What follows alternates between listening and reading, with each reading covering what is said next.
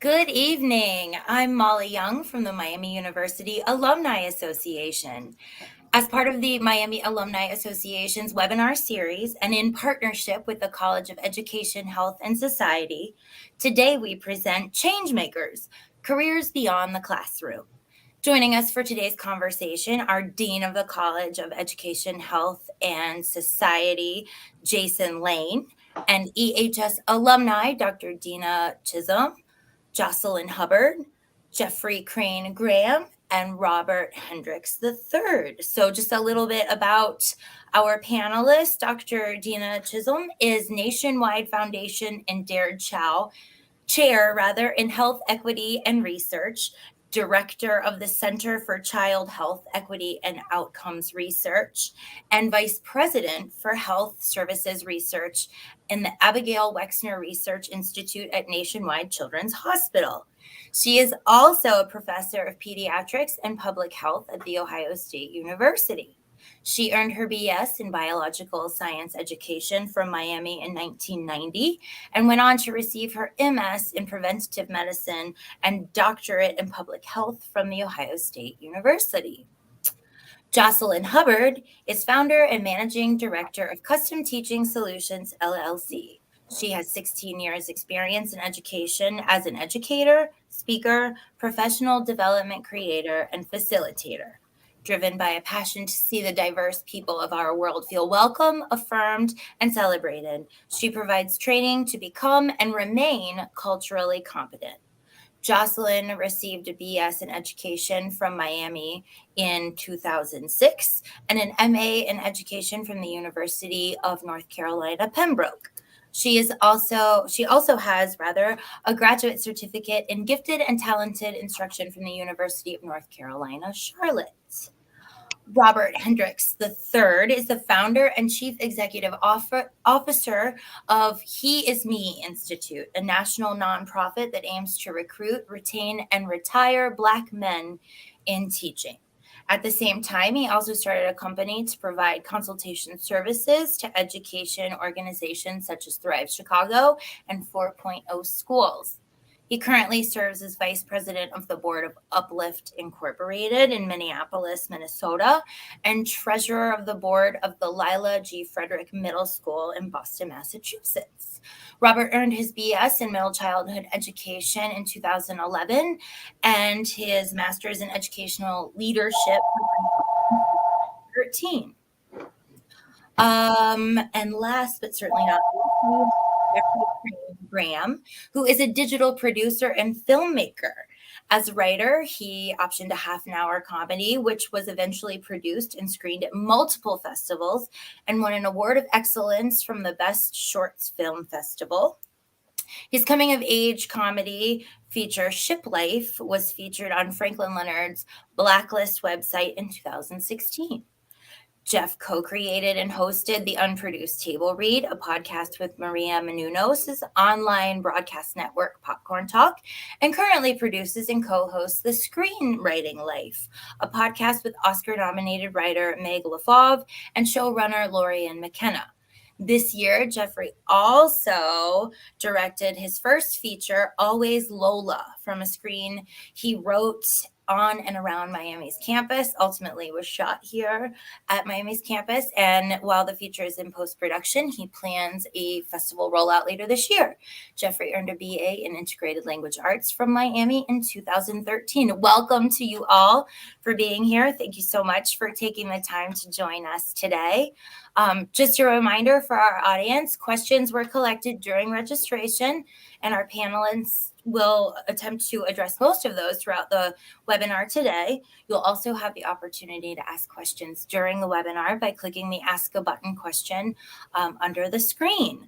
Please note, in the interest of time, we may not have quite enough time to get to everyone on the list. So today's webinar will last about an hour, including those questions and answers. And with that, I'm going to turn it over to Dean Lane to get our conversation started. Welcome. Thanks, Molly. So glad to be here with each and every one of you.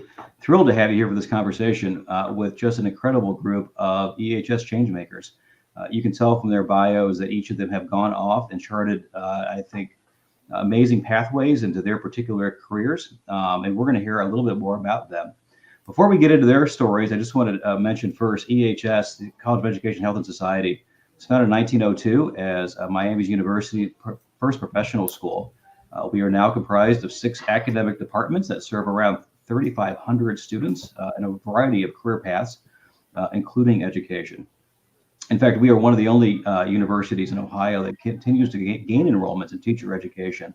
And I think that is because of our historic and ongoing commitment to preparing the best and the brightest teachers to take on the challenges of tomorrow. And you're going to hear more about the work that's been happening here in EHS from our alums over the last many years.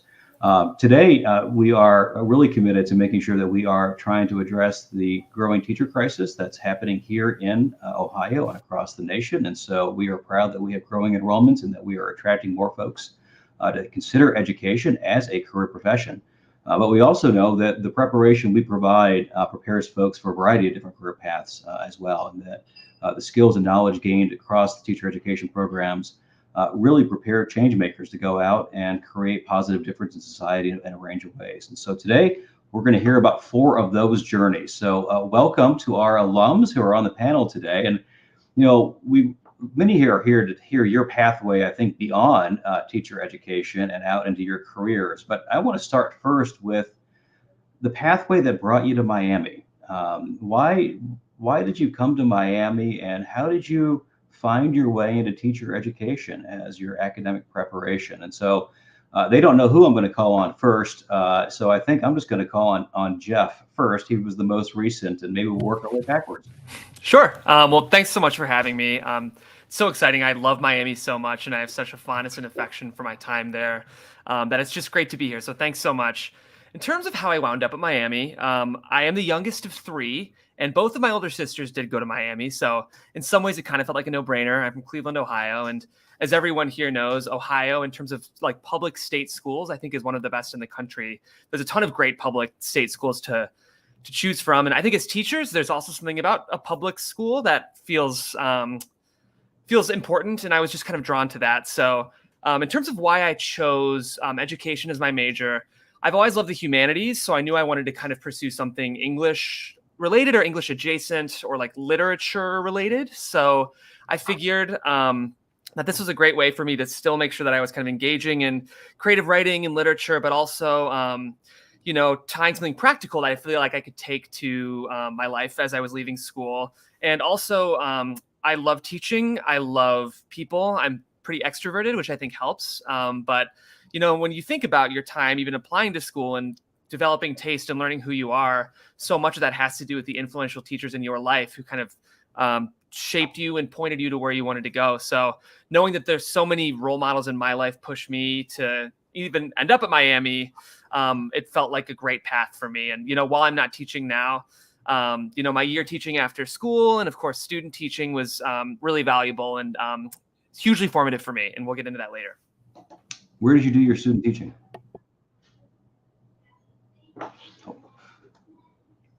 Can you hear me, Jeff? Gosh, I'm so sorry. I just lost audio in my ears. So Okay.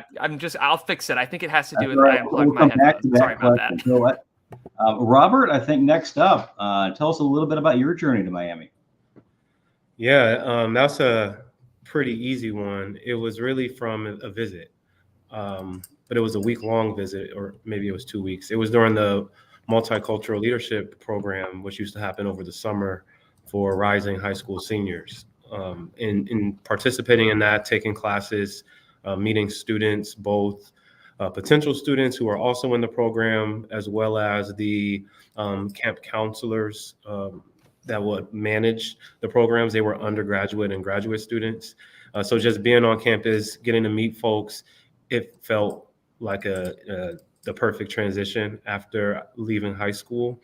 But I was not an education major at the time. It was at the end of my sophomore year when I switched my major to education from business. And that was mostly because of 2 things that kind of happened at the same time.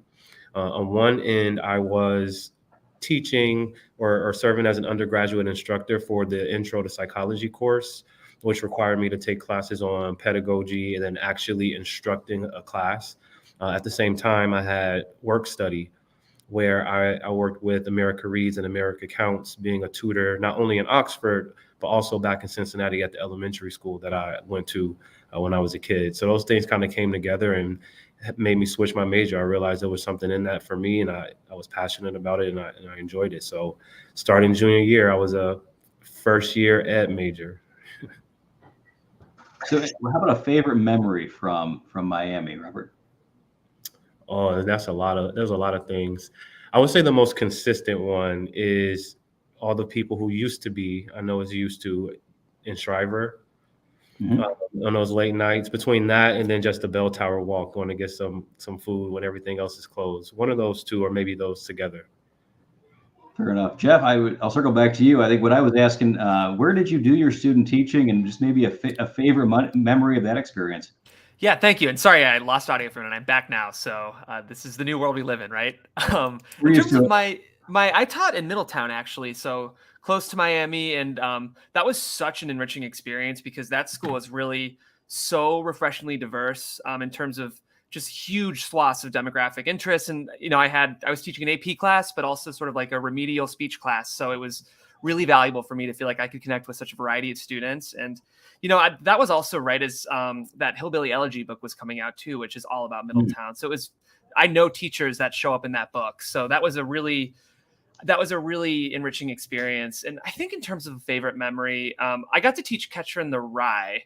And I think because that book is so specifically about adolescence, the students really were able to connect with it. So I think teaching that book and trying to connect, in some ways, I think I have frustrations with that book, but at the same time, I also think that trying to engage the students in what it means to be adolescent was really interesting and provocative. I think we had really interesting discussions in that class. So, all right, Jocelynn, I'll bring you in now. Tell us a little about your pathway to Miami.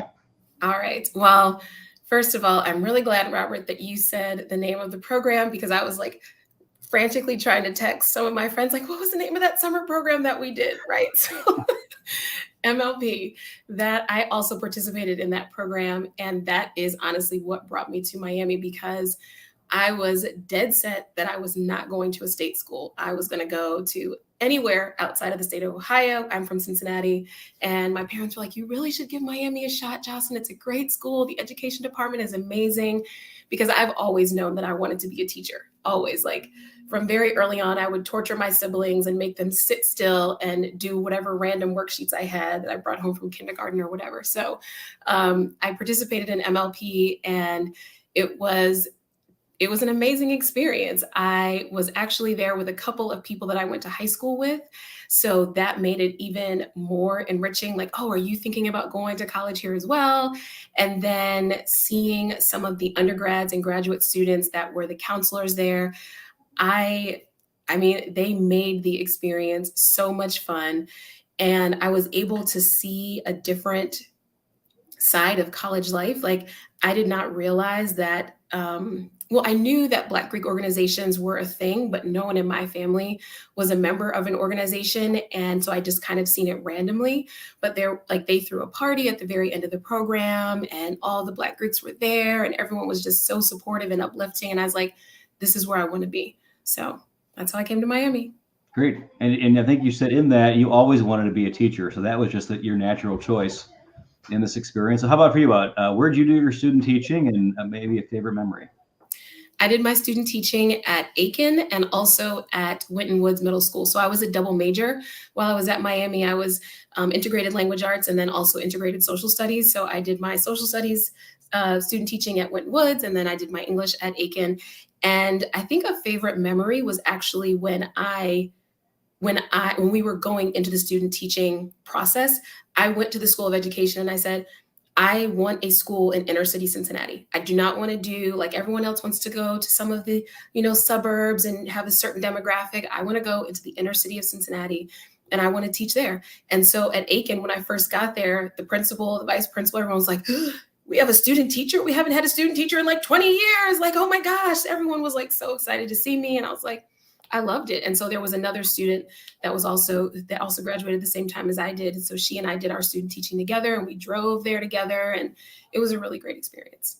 Well, I will fast forward a few years to now, and just to share that now we have an amazing Grow Your Own program with Aiken High School, where we are working hand in hand with them to encourage some of those high schoolers to consider teaching and come to Miami and hopefully go back to Cincinnati. So you started something with that on there, Jocelynn. And so, Robert, I missed you on, where did you do your student teaching? I actually didn't even do it. So yeah, right. Mind blown. I was going to do it abroad, but everything came back to the timing of everything didn't happen. So I ended up taking the student teaching portion off and using that semester to start graduate school at Miami. Got it. So that's why I'll stay straight through. It's more backstory about, that's when I first started to think like, do I want to teach or do I want to do something else in education? And that was my kind of a test. All right. We can do that whole story later if you want. We'll get to that point in time. So Deena, tell us about your journey. So I am originally from Springfield, Ohio. So again, a local who was pretty sure I was going to end up staying in state schools just because of the financial positives of going to a state school. Visited a few of the campuses and visited Miami and, loved the campus and the experience. I didn't have siblings that went to Miami. I had a grandfather who went to Miami. He was only there for about a year and a half. He came after serving in World War II. He came to Miami and played baseball there and had a very interesting, very 50s Miami experience, but always regretted not having finished. And so when I started looking at schools, he sort of nudged me to finish the path that he had started on. And so that got me to Miami. His path left Miami and went to Major League Baseball, so you can't say it was a bad thing. But I got to sort of do the finish line at the Miami degree process. I came in not knowing for sure what I wanted to major in. I was pretty undecided. I was, a fan of math and science. I was leaning towards pre-med, but just not sure I wanted to take that whole path. So ultimately made the decision that I was going to take on my pre-med coursework, but I was also going to do a teacher ed degree in secondary biology education so that if I decided not to go the pre-med route, I had a hireable skill set to move forward from. So that's really how I ended up being a education / pre-med major while I was there. And I did my student teaching at Green Hills High, which was a transitional suburb in Cincinnati, so not quite urban and not quite suburban at the time. One of my favorite memories is a breakthrough that will only be humorous to people who love biology. But I taught all the levels. So I taught the remedial all the way up through the AP. In my remedial class, I was teaching genetics, teaching Punnett squares, and talking about when you mix a homozygous dominant and a homozygous recessive, what that looks like in the Punnett square. And I knew my students, I just didn't think they were getting it. I think it was just too much, too fast. And one of my students said, so I get it. So if you mix a black person and a white person, you get a black kid, a white kid, and 2 mixed kids, right? And I thought, that is so beautifully wrong that it's right. And I loved it. And I really felt that day that even though it wasn't quite right, that it had penetrated in a way that was making people think creatively. And so that's one of my favorite teaching memories. So much more descriptive than Mendel and his peas. Exactly. Way better than the peas. So let me bring Deena and Jeff into the conversation. I think for the two of you, you probably have the career paths that have been the most outside of sort of the traditional norm of education. Deena, you moving into healthcare, public health. Jeff, into the production world, media production. For you, you both alluded to it a little bit, I think, as part of your college experience. But what was that point that you really decided that you were going to pursue something other than that traditional path toward teaching?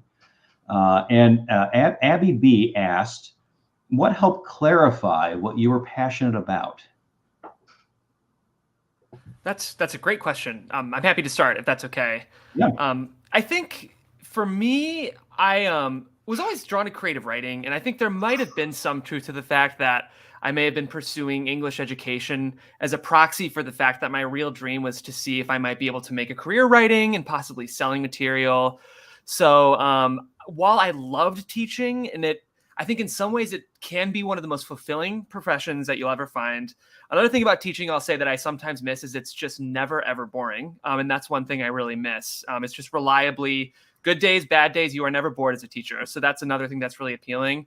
I think I did feel like I would be doing a disservice to this dream I had to try to make a career writing and sort of maybe like feeling like a shadow artist or like sort of pursuing the humanities by proxy unless I really went for it. So truthfully, I taught for some time and just kind of made the decision like so many do when they move to LA of like, I have to try. I'm going to go and see what happens and keep an open mind. But better for me now in my early 20s to go give it a shot and see what happens rather than decide at 40, at that point you kind of set roots and you're more firm in whatever your career path has taken. And I didn't want to resent myself, resent my young self for not giving it a shot. So I think just asking that question of, if in 20 years you ask, would I regret this? If the answer feels like maybe yes, that's a great way to clarify your goals. I think when you make that leap or take a risk, ask yourself what your 40-year-old self would say to you now, or whatever age it would be. I know we have a range of ages on the call, but whatever that is in 20 years from where you are, if you feel like you would resent or regret that person then, you have to take the leap, is what I think. No, that's a great response. And of course, now you've got a movie coming out, right? Yes, we're hoping for festivals, and then I'll talk more about it if people are curious. But I think either a fall 2022 release or 2023. It'll live somewhere. And you'll see Miami all over that. You sure will. Yes, it's Farmer School of Business is in the movie, Coffenia's in the movie, Outside Peabody's in the movie. So it's gonna be really fun for Miami students to try to pinpoint where we are on campus in the movie. Well, I know you're going to have at least a few eager fans whenever it comes out. Well, thank you very much. It's I felt so supported by Miami going through it, so I feel nothing but grateful. That's great. So Deena, healthcare. I mean, you talked about this in your response earlier, right? You were always, drawn to the science. Yeah. So I always knew that I wanted to pull together my interest in health and my interest in science.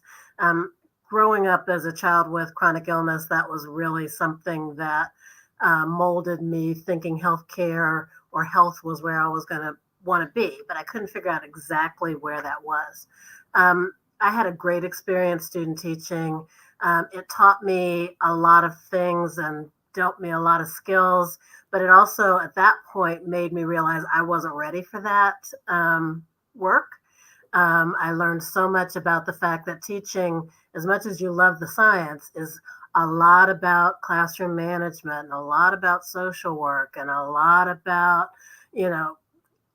counseling. And I thought, right now I want to do science. And so I said, I'm going to keep teaching in my heart, keep teaching in my mind, but choose the path that focused on the content more than the delivery of the content. And I wasn't sure what that was going to be because I had not taken the MCAT, which meant I wasn't going to med school right away, at least. And I had an interesting experience where some recruiters from Ohio State had come down to Miami looking to recruit graduate students and looking specifically, partially at least, to recruit minority graduate students. And they went to the Center for Black Culture and Learning, which used to exist, and went to the director there, Mrs. Rosemary McCullough, who was an amazing advocate for all of her students. She counted all of us as her students. And when they showed up and said, well, we're looking for somebody who likes math and science. Do you have anybody? And she's like, I don't know what Deena's doing with her life, but let's call her. And I came over, I met the people from Ohio State. They ended up bringing me up for a visit. I got a full ride with a fellowship. So that started me on my path to epidemiology, which I didn't even know what it was before I got there, but found that was really my passion, was the idea of being able to use numbers and data to influence health and use that information to teach in a different way. You talked a little bit about mentorship, I think, and support in your response that you received certain folks in Miami, and you continue to give back to Miamians and mentor others. Can you talk a little bit about that sort of unofficial role you have with mentoring other Miamians and supporting their journeys? I have, I really love being able to give back. As a first generation college graduate, I know those first years are hard to even figure out why you're there or what you're doing or why you don't have the same outfits that some of your classmates have and all those sorts of things. So I enjoy the opportunity to mentor when I can. And there's a few folks on campus who know what I do and who toss students my way for one-on-ones or for visits or summer internships. And I just really enjoy the opportunity of sharing my path, which was a little non-traditional, and really helping them to crystallize their own vision and helping them to understand that you can come up with great ideas about what you want to be today that may have absolutely nothing to do with where you end up 30 years from now. What's more important is figuring out what you love and then figuring out the places you can do that, which may change over time. So helping people to crystallize their vision and helping them to follow these paths that are sometimes a little obscure to folks who haven't had them laid out before them before. You talked about finding your path, and the question that Gabby asked about passion. Do you know when that point was when you decided, you know what, this is public health, this is the field I really want to go into, it's a passion for me, or was it more of a slow evolution over time? I think, once I started graduate school in the program, I realized I love this stuff. I realized that I was able to do health in a way that wasn't one patient at a time, but that really looked at populations and communities and neighborhoods. And I fell in love with doing that part of the work, of feeling like I could make a difference on a larger scale, and that I could use what I already learned as a teacher in terms of doing health education and that sort of thing, but also really taking that to a different model, a different delivery mechanism, a different mode. And that has really been my joy for my career over the past many years. That's great. Having that joy certainly keeps us all going in these careers. Robert and Jocelynn, both of you have founded and run organizations that are intended to support educators in different ways. Robert, you're recruiting Black men in the field. And I love sort of the idea that we're ones who recruit them and retire them and make sure that they stay in the field. Jocelynn even focused on professional development for teachers and creating classrooms that are inclusive and culturally responsive. Could you talk a little bit about how your journey from the Teacher Ed program, into something that both of you, I think, in classrooms and then eventually into organizations that are supporting educators in this space? And Robert, maybe I'll ask you to jump in first. Sure. The big thing that really pushed me in this direction is realizing and embracing the fact that Black males do have a profound impact on students' achievement, and to understand that Black males like teaching. We often assume or believe that Black men don't want to be in the classroom, but that's just not true. And so I saw for myself firsthand in the classroom, other Black male educators that I know, trying to understand what it is that's pushing the Black males out of the classroom, out of that space, and then looking even deeper into what's retaining them, the ones that do stay, the ones that do follow through with that passion of becoming a teacher and staying a teacher. And then we want to really replicate those, because the absence of what Black males can bring to the classroom impacts everybody. It's not just the students, but also their peers, the families of students, the school culture itself. And in the same vein, it's also unfair to expect Black males to be the ones making those changes and bringing our realization to the schools and to the families and all the other constituents. So the work that we do with He Is Me is directly with the colleges, the K-12 schools, the teacher prep programs, so that they have the tools and the resources and the environments that Black males are looking for. And I'm not talking about after they are 21, 22, just got that bachelor's degree, but I'm talking about before they even leave high school, while they're in elementary school. You know, if I'm a superintendent or a principal and I'm thinking about my staff over a period of time, you have a bunch of students, most of the times thousands of students right under your nose who's got to figure out a path. So why not do things early to build those relationships, for them to see what it's like to be a teacher, for them to see themselves in teaching, for them to feel successful in the school environment. If we're going to ask them to come back, we got to ask them to come back to environments that they have fond memories of. So that's what we come in to do. It's not to give you a quick fix to increase your diversity next year, but what systematically and strategically are you doing to make sure this happens? Because it should be a snowball effect when you have so many kids in front of you every day. And thinking back, you know, at what point did you decide, man, I'm just going to go create an organization to make this happen? You know, it was a few things happened at the same time. Noticing all the gaps and the issues that were not just in the school I was at, but just in schools in general. And I realized I wanted to shift out. I never wanted to leave education, but I knew I didn't want to be in the building anymore, because it felt like my reach was limited in terms of what I could change. You have this locus of control, but so many things that are happening externally, either within the district or the network or politically. There's just so many layers. At the same time, I couldn't find a job that I really wanted to do. I kind of always wrote my own job descriptions or pitch roles for my employers. I could probably count on one hand how many times I've gotten a job that existed before I got there. So I like to start from scratch. And then my business mind never left. In my intro, I mentioned I was a business major at first, and that was a really hard decision to switch away from it. And it was after that, while at Miami, where I started a student organization that's still around now. I minored in economics and math because I didn't want to let that go. So it was always this thing in the back of my mind about entrepreneurship. I knew that would happen at some point. I didn't know it would be so early, and I didn't know it would be in education at the time.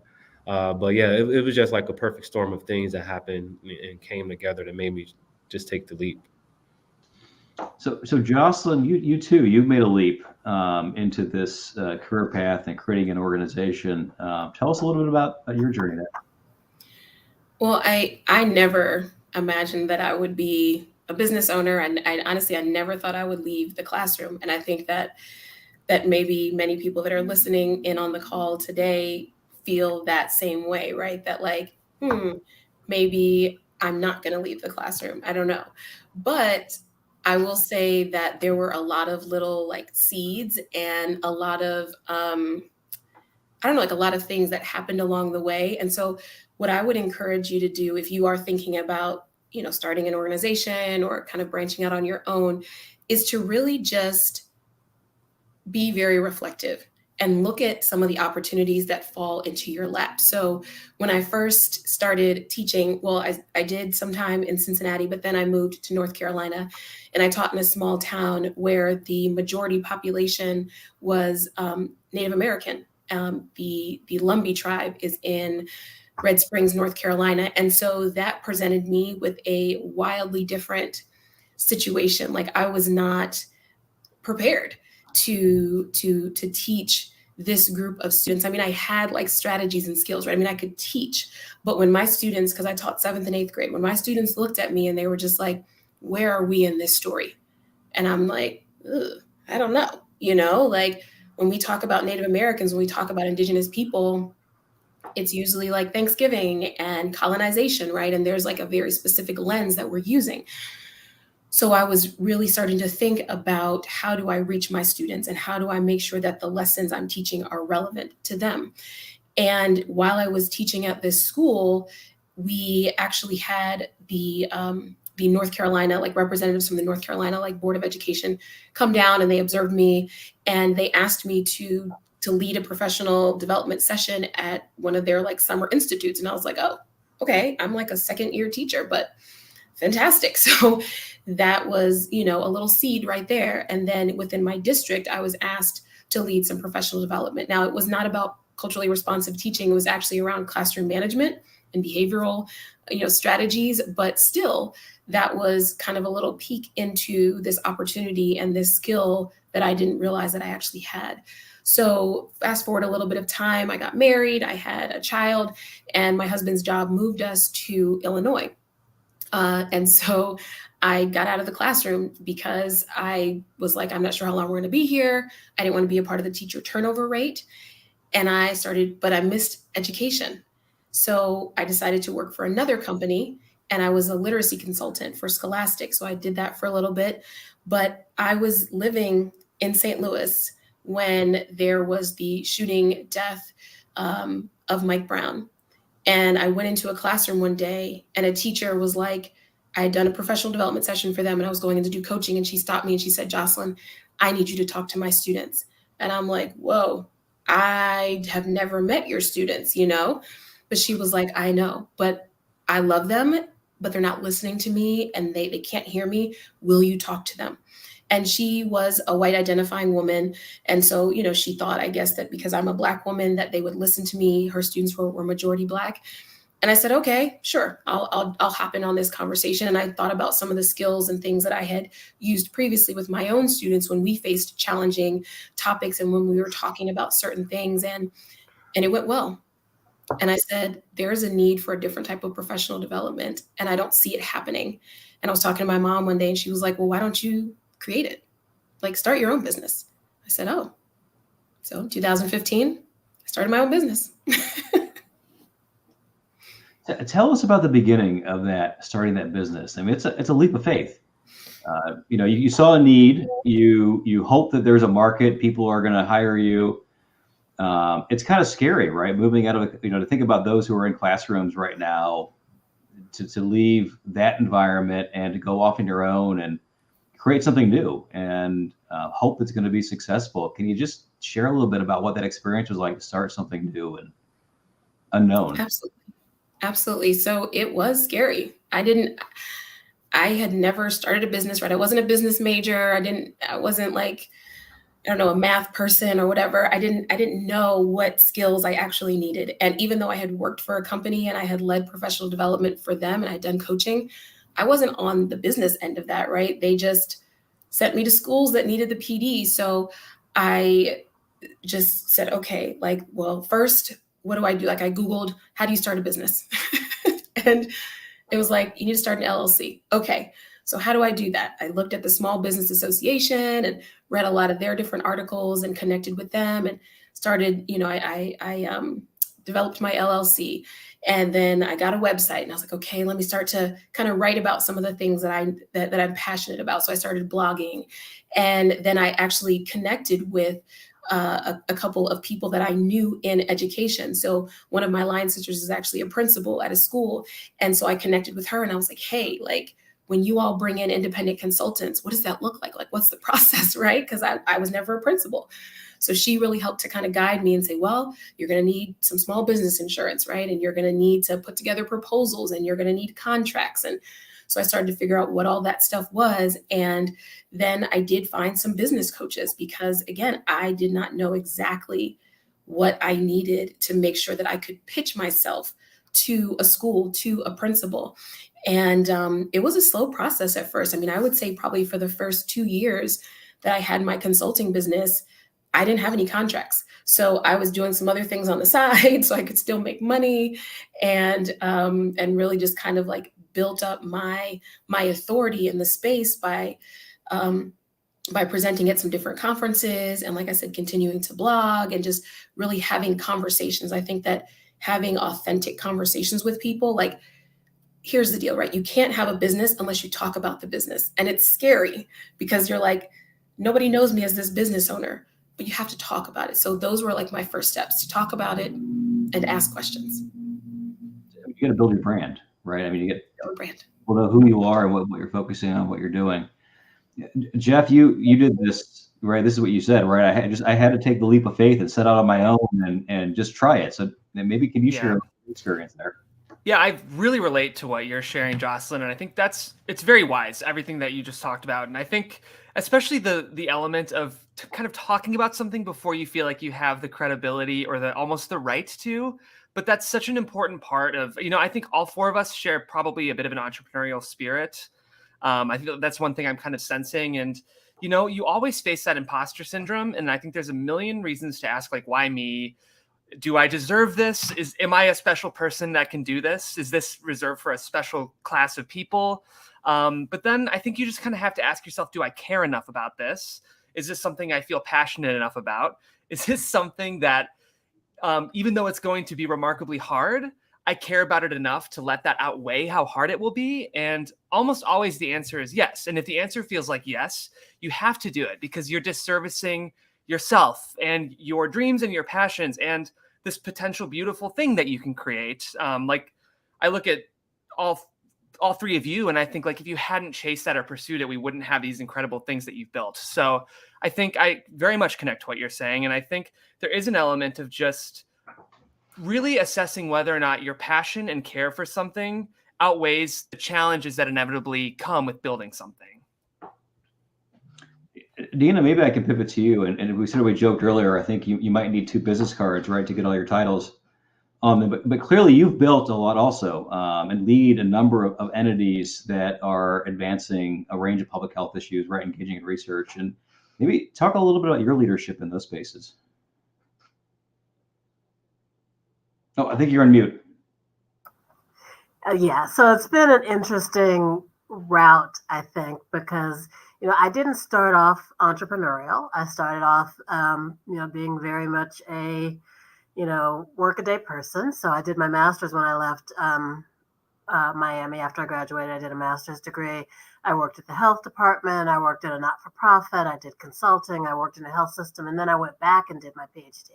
And as Jeff was kind of talking about, making decisions about what's going to make you feel good about being 40. When I started my master's, when I started my PhD, I was 30-ish. And I said, if I start this program, I'm going to be 35 by the time I'm done. And somebody who I trusted said, you're going to be 35 in 5 years either way. Do you want to be 35 with a PhD or not? And I said, okay, well, I guess that's a reasonable response. The good thing about academia is that, once I did my PhD and started working as a professor, I realized that I had the freedom to decide what I was going to do, what I was going to make my science, what I was going to make my niche in the health services field and health services research field. And, have had the honor and privilege of developing and building a research center that is focused on how we maximize the health and well-being of children in our communities, with a focus on children of color, children from populations that have been minoritized or disadvantaged by the systems that affect their lives. And so figuring out how we bridge the wonky research part of it with the delivery part of it, with the activist part of it, to really know that we're doing the work that creates the change that makes life better for young people in urban environments, particularly those with health needs, is, where I found my passion and where I find my energy. So it's, not starting my own business, but building my center and my brand and my model within a much larger system. But it's an opportunity where I get to train new people in the field, whether it's through the teaching I do in the doctoral program, or whether it's mentoring postdocs, or whether it's working with community organizations, and then also working with the people in the community to help them figure out how they can impact their own communities and impact their own health in ways that make a difference in the long run, how they can advocate for themselves in the systems that are influencing their lives, whether they want them to or not. So, that's been my real joy, is going from sort of learning the skills in all the places I had opportunities to learn them, to pull them all together to create an entity that is moving forward as science and a focus on health improvement. So, that's my soapbox. It's great. You all have an amazing story of sort of fortitude, of just taking some risks in your own way and taking a chance and trying something new. One of the questions we had from Kathy was, how do we, and you touched on this a little bit, but how do we talk about the transferable skills from education? I think in this conversation, others I've had with each of you talked about how the program prepared you in different ways with different sets of skills. Could you talk a little bit about how that background in education did prepare you for these sorts of entrepreneurial endeavors and informs what you're doing today? And Rob, maybe I could ask you first to jump in there. Yeah, one of the things that really stands out that I really appreciated in one of my classes, it was a middle school. It's like teaching middle school math. And the course was designed in a way to get us in the mind of a middle schooler by us learning a fake number system. I don't know if we still do that, X-Mania project. I see Dina laughing. But having us think from the perspective of a student made me have to think about what I'm really trying to say, how to get the messages across, how to break down what I'm the main point of what I'm trying to argue or convince someone of. And then it also made me be more mindful of how other people are thinking and what I see or hear from a student, or in this case, a classmate. What does that tell me about their process? So then I can respond accordingly. That stayed true throughout my time as an educator, and then also now as an entrepreneur, realizing that everything that I do has a ripple effect to every person that our organization touches. And I have to be aware of that. And sometimes it's planting the seeds or putting things in place so people can learn something or improve on something. Other times it's so we can avoid something from happening. But the idea of thinking about other people's thinking requires you to think about your own thinking and be very intentional. And that's something you definitely have to have as an entrepreneur or a leader in any capacity.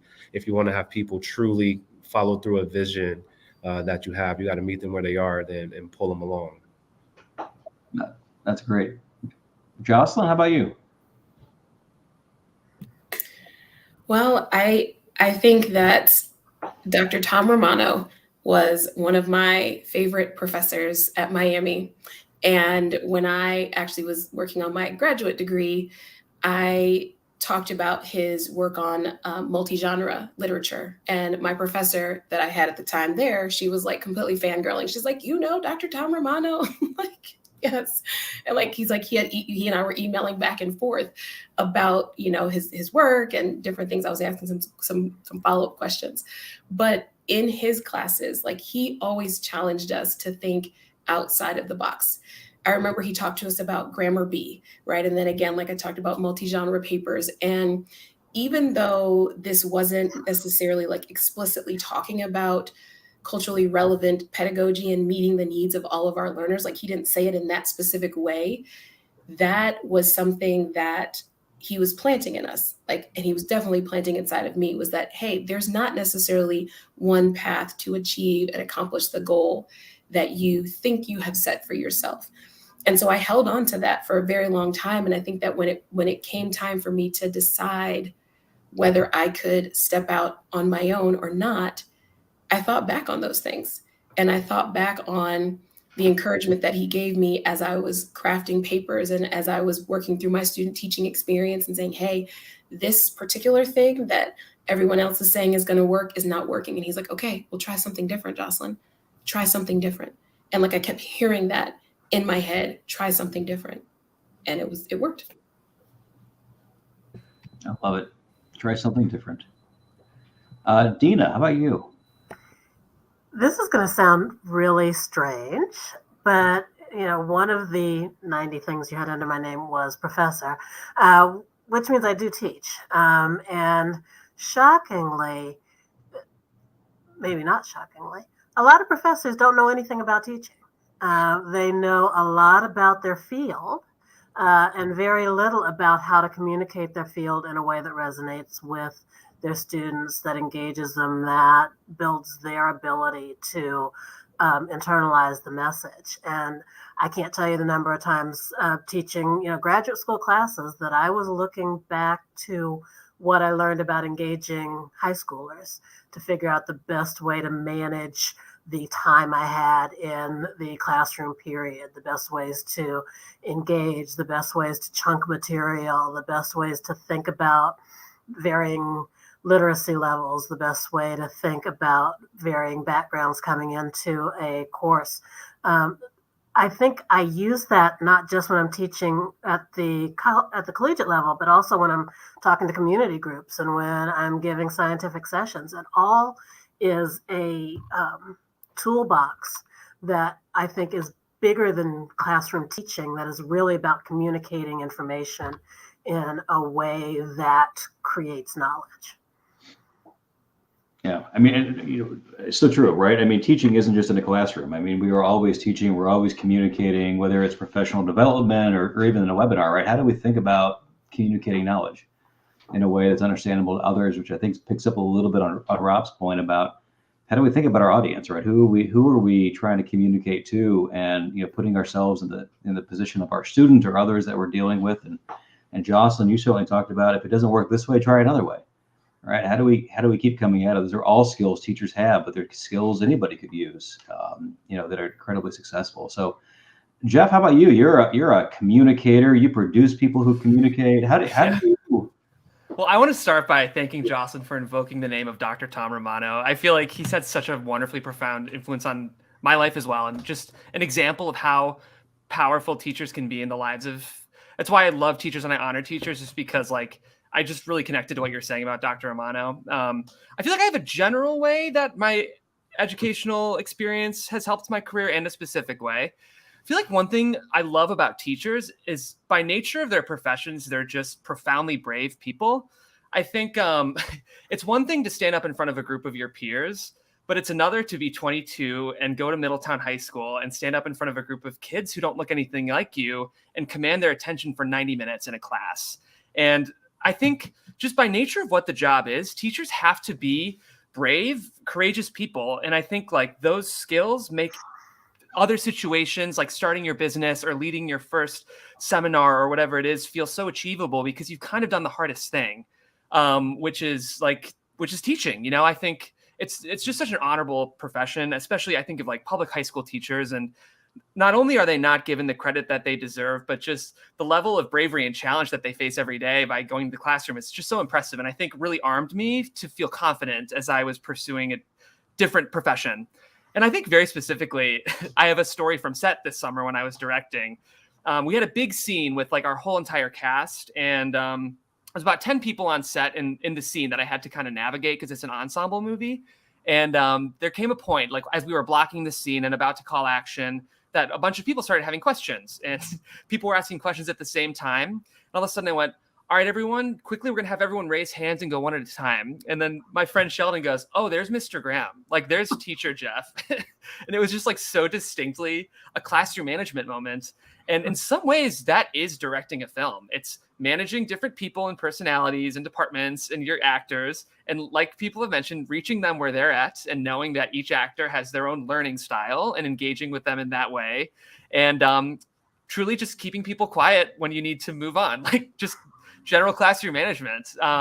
Because we all know adults can be just as squirrely as kids. So I think that all of those skills have just been so valuable. And I think teachers don't always realize the level of leadership that is just so inherent in the job and so easily transferable, because you are a leader for sometimes some of the hardest people to engage. And that's so, so valuable. What I love is you all spoke about sort of skills you learned for being in the classroom. And then you related them back to your particular career path.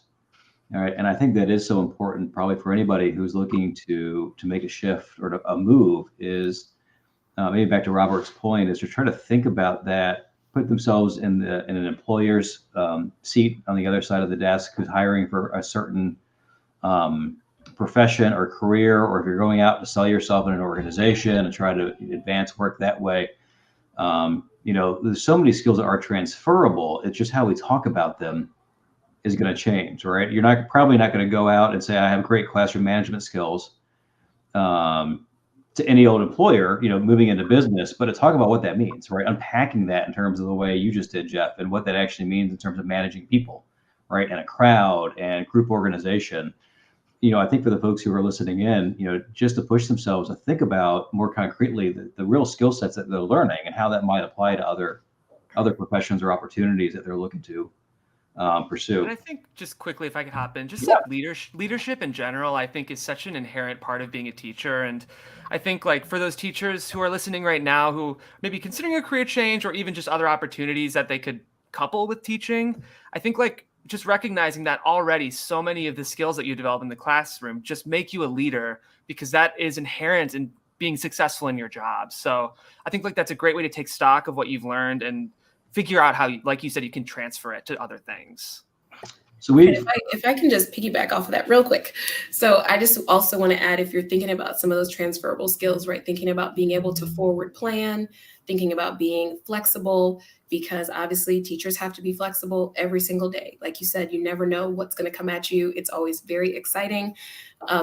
The fact that you are able to multitask, right? You are able to manage a number of not just people, but also a number of things at the very same time. Like, I'm listening out for this, but I'm also guiding this lesson, and I'm also, whatever's going on in the classroom. So I think definitely being able to speak to the fact that you can forward plan, but that you can still also be very flexible and manage multiple things is a great way to speak to those skills.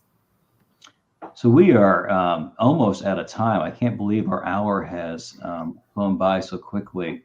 Just before we close, I'd like to each of you just quickly a piece of advice for our current students at Miami who are, in the throes of their education, who are coming out into a world that is a bit tumultuous right now in a number of different ways. And so, any words of wisdom that you want to share with folks? Anybody want to jump in and go first? I can do that. All right. I would say just go for it. Put your craziest ideas on paper. Go find some people that you know and trust and have them chop it up and be okay with that. As long as you remember that is in support of you to make your ideas and your futures better. Write it down, ask questions, be okay with feedback. All right. Who else? I'm happy to hop in. I think I'm sure many of especially education students who are listening right now are highly conscientious, type A, I can just picture teacher personalities tend to like achievement and advancement, and that's great. And that's going to serve you so well. But I also would have loved to have given myself permission to take a breath and relax and know that things are going to be okay. And I think part of your 20s right after you graduate is giving yourself a bit of permission to explore and breathe and figure things out. And you don't need to be winning a Nobel Prize tomorrow. I think especially leaving college can feel that way, but it's actually a unique time when I think you should give yourself permission to breathe and explore. And it's the first time you haven't been in a regimented structure of school. So don't be afraid to take stock of who you are and what you want, and don't put too much pressure on yourself to have to achieve the world tomorrow. Jocelynn or Deena?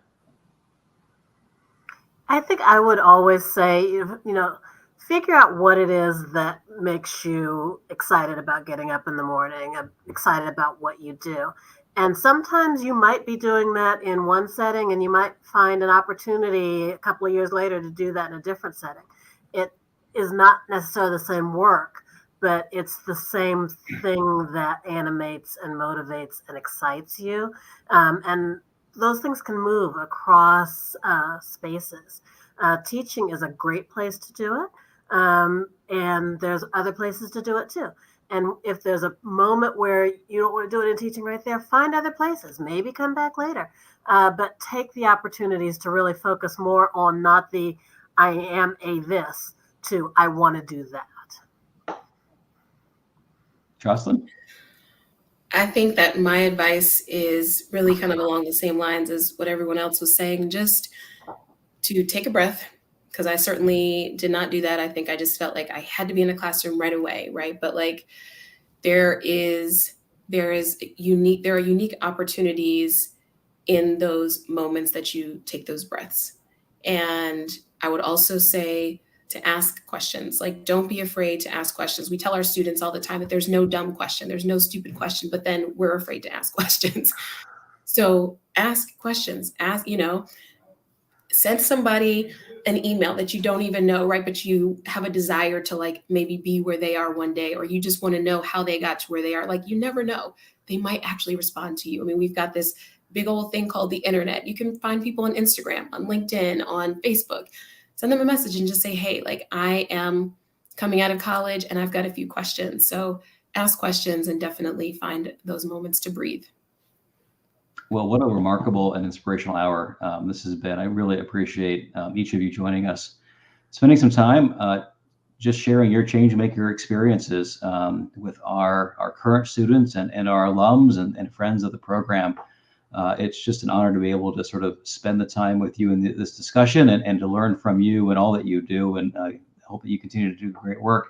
If we were live, or we are live, but if we were in a room right now, I would invite everybody for a round of applause. So we'll imaginary listen to what is roaring cheers for what has been a great conversation. I know right now, and Molly will have to add in the virtual sound sometime of clapping for this.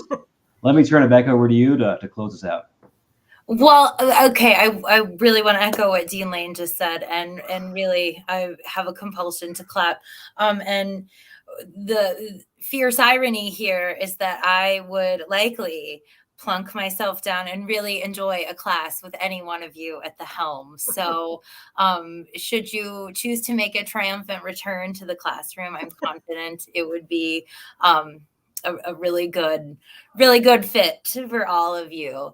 Thank you all for joining us again. EHS alumni, Dr. Deena Chisolm, Jocelynn Hubbard, Robert Hendricks III, Jeffrey Crane-Graham, and of course, Dean Lane for moderating our conversation. We really appreciate having you here and having you share your Miami story and sort of the story about the path you've taken since your years here. So we really appreciate it again.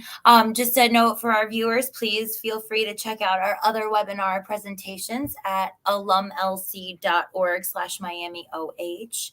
And of course, thank you all for joining us again. Love and honor. Have a good night, everyone.